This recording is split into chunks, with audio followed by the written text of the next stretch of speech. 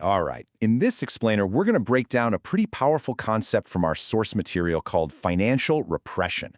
It's this idea of a hidden force that, as the source argues, is actively working against your savings. So let's kick things off with a question that, probably feels pretty familiar to a lot of us. You're doing everything you're supposed to do. You're putting money aside. But somehow, year after year, it just feels like it doesn't go as far. So what is really going on? Well, the source material we're looking at actually has a name for this. They call it the shrinking savings puzzle. That feeling you get when the numbers in your bank account just don't seem to line up with what you can actually buy out in the real world.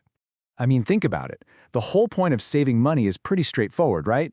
Your money should be safe, and hopefully it should grow a little over time. But the analysis we're digging into today argues that this basic promise is being quietly broken. Okay, so the first big clue to solving this puzzle, it's something called the interest rate gap. And this is where you can literally watch your purchasing power start to just disappear. But first, we've got to be on the same page about one key term: inflation. Put simply, it's just how fast the price of everything, your groceries, gas, coffee, goes up. And as prices go up, every dollar you have buys a little bit less. And here it is. This is the heart of the problem. On one side, you've got the tiny interest rate your bank pays you, and on the other, you have the inflation rate, which is often way, way higher. According to the source, this isn't even a fair fight. And when you put those two numbers together, you get what economists call your real return. The math is super simple. Just take the interest you earn and subtract the inflation rate. When inflation's higher, you get a negative number. So in this example, even if you see your account balance go up a little, what you can buy with that money is actually dropping by 3% every single year. So you have to ask yourself, is this gap just bad luck? A random fluke of the market? Well, according to the source material we're looking at, the answer is a big, fat no. They give this thing a very specific name: financial repression. And this is where the story gets really interesting. See, the source makes it really clear. This is no accident. As the definition says, financial repression is a set of intentional government policies that are actually designed to keep interest rates artificially low, creating that exact negative return we just talked about. So how does this actually work? Let's break down the mechanics here. The analysis claims governments influence their central banks to push for low interest rate targets. And why would they do that? Well, guess who the biggest borrower in the country is? Yep, the government. Low rates make its debt way cheaper to handle. The side effect, or as the source suggests, the intended effect, is that everyday savers get trapped in a system that slowly eats away at their wealth. Okay, but why? Why go through all this trouble? What's the real motive behind a policy that seems to hurt regular people just trying to save?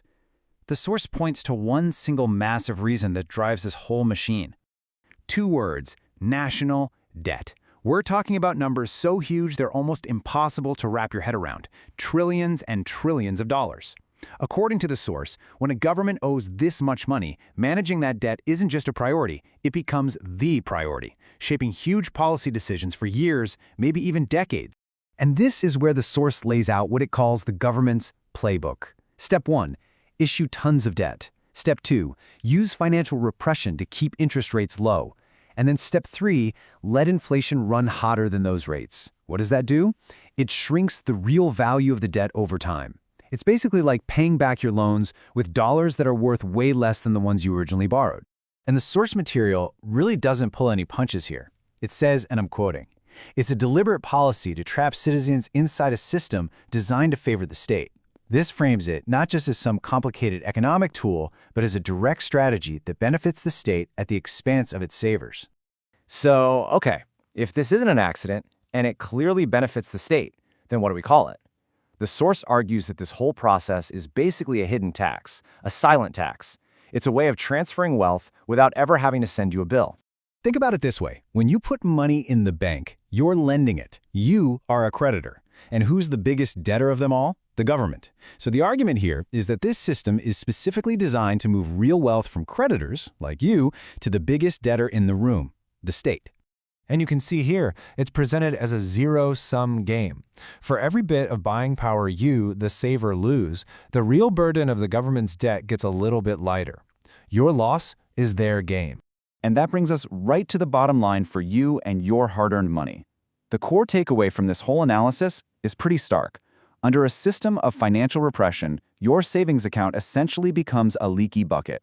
No matter how much you pour in, its real value is constantly draining out. And that all leads to the final, really challenging question that this analysis leaves us with. If the safest, most traditional way of saving money is actually set up in a way that all but guarantees you lose value over time, it forces us to ask, what is the alternative?